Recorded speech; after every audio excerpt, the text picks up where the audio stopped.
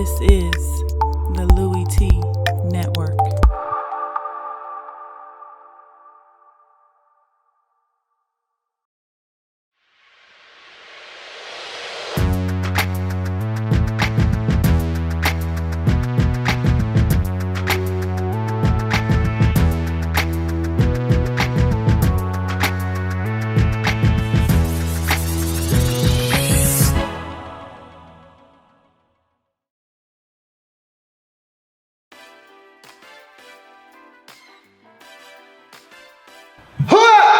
Could it be? Me, your man, Louie Tee. Welcome to the 2017 NFL Draft Prospects 101 series, your guide to some of the biggest and hottest names of the 2017 NFL Draft. I, of course, am your man, Louie Tee, taking you along on this journey as we get closer to the 2017 NFL Draft. I'm going to break down as many prospects, top prospects, as we possibly can before the draft gets underway. And we're talking running backs right now. And I stumbled upon a guy during my pre-prep work for the combine that I saw during the college football regular season, but really didn't think much of. I did say, man, that guy's pretty impressive, but really didn't know much about. And as I got into that pre-prep work and I started to watch more and more of this guy, I became more and more enamored, and I'm here to tell you today that this is my man crush of this running back group. He's grown on me to the point where I feel like someone's going to get potentially the best player. When we look back on this draft 5-6 years from now, they could potentially be getting the steal and the crown jewel of this position in this draft. I'm talking about Tennessee's Alvin Kamara. I've watched this guy extensively, and if you want Alvin Kamara in his rarest and rawest form, turn on the Texas A&M tape from 2016. That's all you need to see. If you haven't been exposed to Alvin Kamara, watch the Texas A&M tape from 2016. Say no more, walk away. You've gotten your full fix of Alvin Kamara. The guy is electric, he's dynamic, and he can hurt you in a multitude of ways. Speaking of which, I'm so excited, I'm gushing about this man. Let's talk about his pros.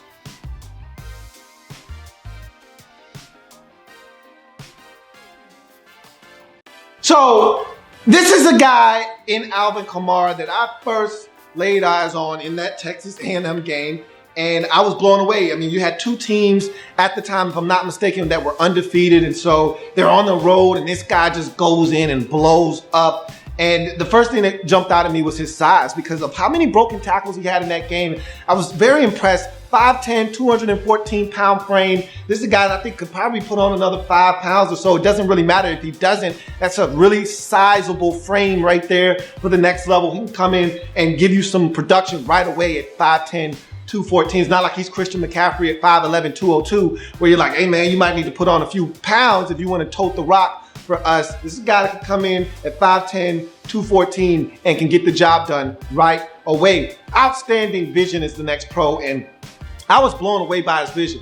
So much so that I feel like his vision is of the upper echelon in this draft. I think his vision is better than that of Christian McCaffrey. I think his vision is better than that of Leonard Fournette. I'd say that he and Dalvin Cook's vision are on par with one another in terms of seeing a hole or seeing a move before it happens and playing chess instead of checkers, setting up a move with the move before the move that he's about to make. I think he's got outstanding vision, which also helps with his amount of productivity that you saw from him on the field at Tennessee. Balance and contact balance. Again, if you're going to be a potential first-round pick, which this guy, I think, has the ability to be a potential first-round pick back into the first round, early second round for sure, if he's not gone by the end of the first. You got to have contact balance. You got to be a guy that can get yards after contact. Speaking of which, he's a yakster, so I'll go ahead and lump those two together. You got to be able to run through contact. You got to be able to shrug off arm tackles, which we're going to talk about here in a second. You got to be able to get yards after contact. Keep your feet. If someone comes with a feeble attempt, a little shoulder, and they think they're going to knock you down with a shoulder, bounce off of that shoulder and keep on trucking. And that's what Alvin Kamara does very, very effectively. Patience is the next pro.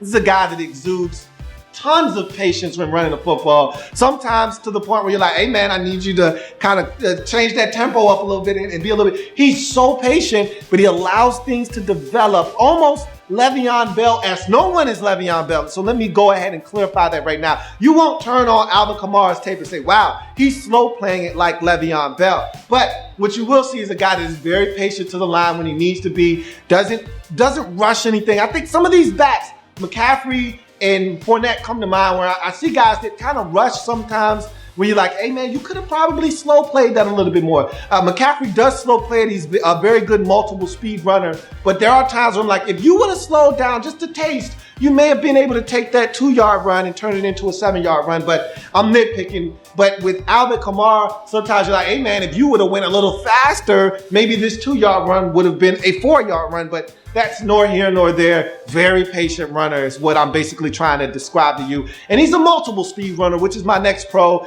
a guy that when it's not there, can be patient, allow something to develop, but when it is there, can hit the hole and go much faster than slow. So this is a guy that I think can do everything that you need him to do on the football field in terms of tempo, can slow it down, downshift the gear, can speed it up and take it into high gear when he needs to and accelerate away from defenders. So this is a guy that I love his ability to change speeds on the football field.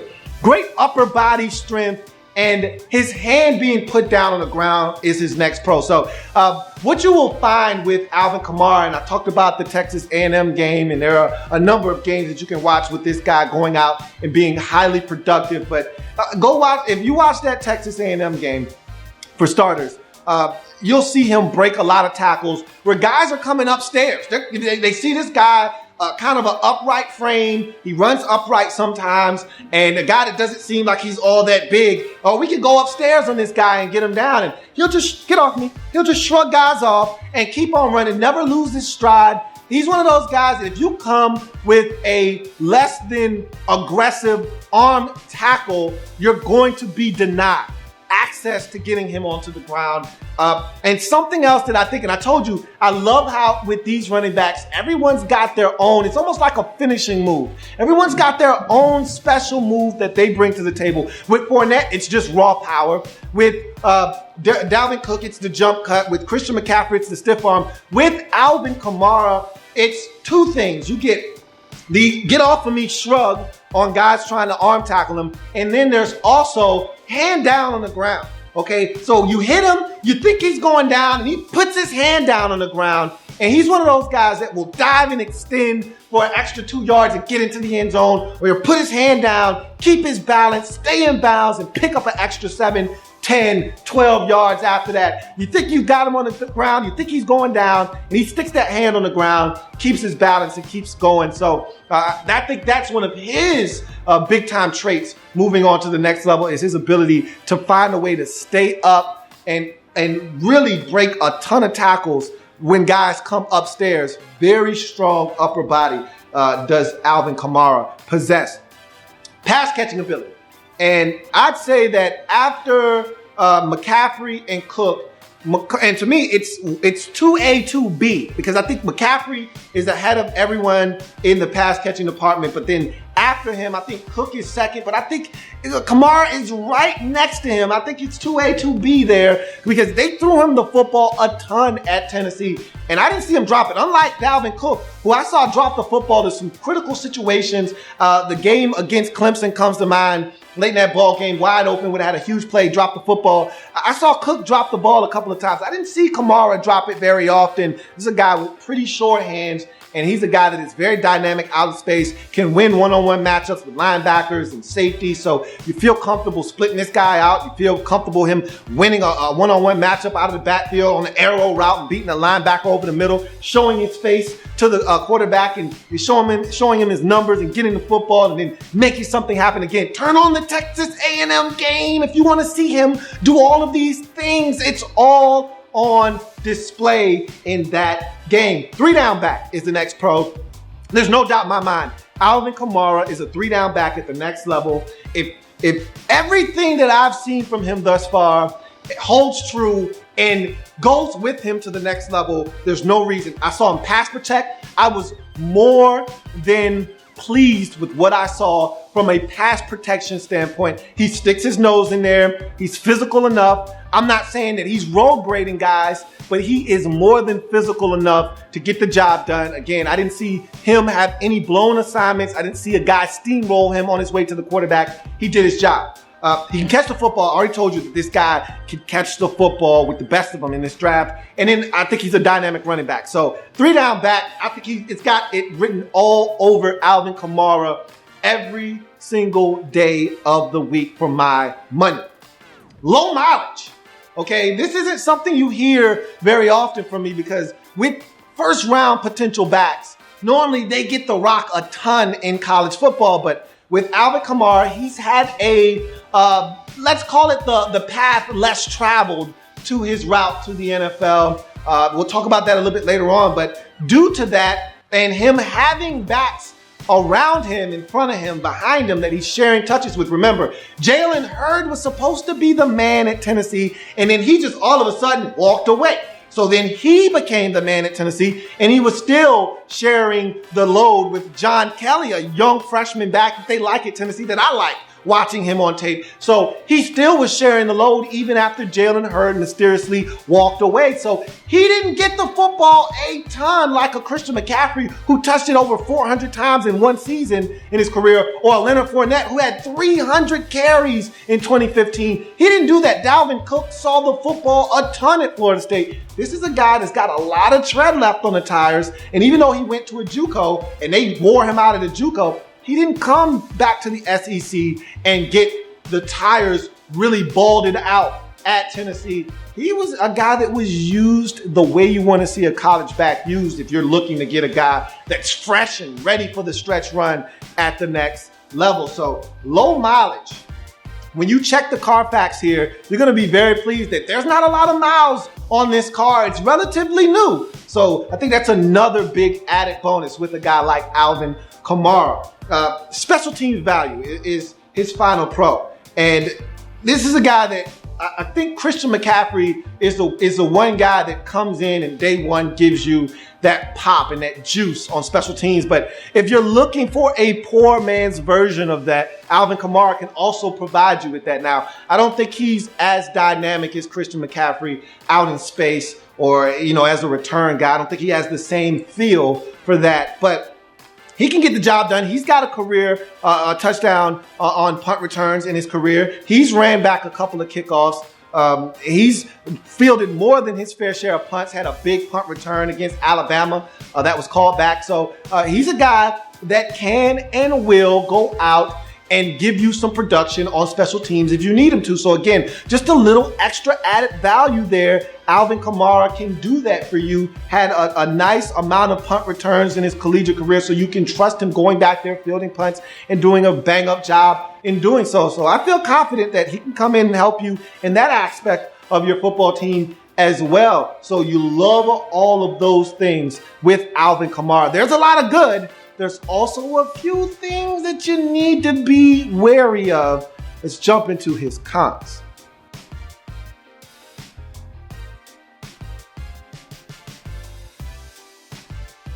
So I talked about Alvin Kamara and the road less traveled on his path to the NFL. And I talked about him not having a ton of touches, and we'll talk about that a little bit later on again. But he's got a little bit of a question mark. Can we trust you? Do you have off the field issues or not? We're going to find out with him as he gets into the league. I don't think this is a troublemaking type of guy, but I don't know Alvin Kamara, so I can't vouch for him. But I can tell you he didn't get into any trouble at Tennessee, so that's a good sign of a guy potentially learning from his mistakes early on in his collegiate career. Got into some trouble. Remember, this was one of the most highly sought after and recruited running backs out of high school. Went to Alabama, so you know this guy was heavily recruited if he ends up with the Crimson Tide. Doesn't get on the field initially, gets suspended, has some off the field issues. He ends up getting kicked off the team and goes to a JUCO, balls out, and gets another shot in the SEC, this time with the Tennessee Vols, makes the most of it. in 2 years, plays his ass off, gets an opportunity that he probably didn't see coming with Jalen Hurd walking away, gets more touches, takes advantage of those touches, and all of a sudden we're talking about Alvin Kamara as a potential first-round pick. But again, do we have to worry about this man and off-the-field issues? I don't know the answer to that, but I can tell you this much. Haven't had any issues of late. That's a good sign for a guy that started off his collegiate career a little rocky with the issues. LCL injury cost him 2 games in 2016. So again, that's on the Carfax report as well. Gonna go ahead and check that out. He was able to tough it out though. Guy performed well with a little bit of that injury. I saw when he sustained it against Alabama, and he still tried to gut it out. So this is a tough guy we're talking about here. But there is an LCL injury there. But like I said, he was able to rebound, come back, and play some of his best football down the stretch. Runs a little hot sometimes is the next comp. All right. Yeah, I told you he's a guy that is very strong upper body-wise. The 2 times I saw him fumble, it was because he was up high. One against Texas A&M. I excused him because it was a long run. He was being held up by about 3 Texas A&M defenders. A guy reached in the cookie jar, ripped the football out at the end of about a 70, 80-yard run that he had. So I excused him for that, even though you want him to hold it. But he was high. If he was down low, he probably holds on to that ball. But he can run a little high. And if you watch his tape, you'll see him get clotheslined 3 or 4 times. And that's all due to him being up high. He's up high. He's exposing too much of his chest and his numbers. He needs to run with a lower center of gravity. But again, I'm not here to knock the hustle. The guy is a phenomenal football player. I'd love to see him run behind his pads just a little bit more. I'm nitpicking, but that's what I do when I do these breakdowns. And finally, the biggest con of them all for me is a question. A question that I think a lot of teams have when talking Alvin Kamara. Can he handle the role, the lead as a feature back, okay? Can he handle that? He didn't do that at Tennessee. And I talked about his limited amount of touches and how that's a good thing. There's a lot of tread left on these tires, okay? A total of 311 touches. That's it.